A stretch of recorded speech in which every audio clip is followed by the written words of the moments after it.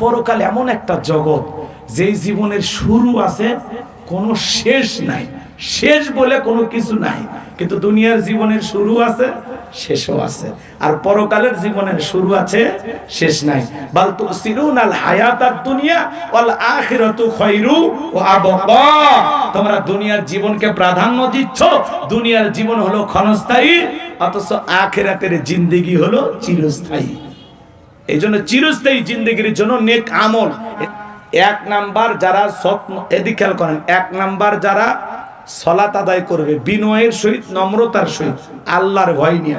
দুই নাম্বার জবান দিয়ে সে কথা বলবে যে কথা বললে সব হয়, সমাজে সেই কাজ চালু করবে যে কাজ চালু করলে সব হয়, সেই জিনিসগুলো শুনবে কান দিয়ে যেটা শুনলে সব হয়। এক কথায় সব আছে যেখানে আমরা আছি সেখানে, গুনাহের কাজ যেখানে আমরা নাই, মেলায় আমরা নাই, দোকানপাটে আমরা নাই, যাত্রায় প্যান্ডেলে আমরা নাই, গান বাজনায় আমরা নাই, আমরা আছি ওয়াজ মাহফিলে। ঠিক আছে তো ইনশাআল্লাহ। তিন নাম্বার আল্লাহ সম্পদ দিলে হিসাব করে প্রত্যেক বছর জাকাত দিবেন। কথা কয় না কেন? আপনি পাই টু পাই হিসাব করে জাকাত দিবেন। জাকাত দিলে ধনীর ধন বাড়বে ইনশাআল্লাহ। আর চার নাম্বারে যৌবন কালের সময়টা আল্লাহর ইবাদতে কাটায় দেব। পুরোটা যৌবন কালের এই সময়টা আল্লাহর ইবাদতের জন্য কুরবানি করে দেব ইনশাআল্লাহ। পাঁচ নাম্বার আমানত রক্ষা করব। ছয় নাম্বার ওয়াদা প্রতিশ্রুতি রক্ষা করব। সাত নাম্বার যত্ন সহকারে সালাত আদায় করব, সালাতের প্রতি যত্নবান হব। দুনিয়াতে কাজকর্ম থাকবেই বাজান, একটু পরে যাই, আপনি একটু পরে যেতে যেতে দেখা গেল 1:45 বেজে গেছে, জামাতি শেষ। কথা কন, মানে আপনি সালাতের প্রতি যত্নবান হবেন। আজান পড়ছে তো সব কাজ বাদ, পরে পরে। কথা বলেন না কেন?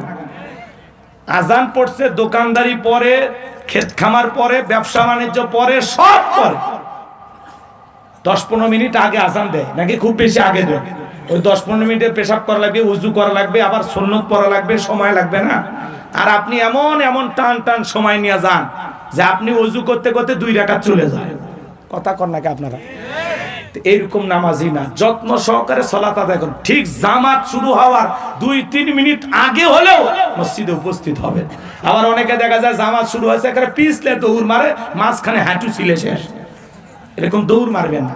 যদি জামাত শুরু হয় আস্তে আস্তে হেঁটে যাবেন, জোরে হেঁটে কখনো নিজের ক্ষতি করবেন না। ঠিক আছে তো ইনশাআল্লাহ।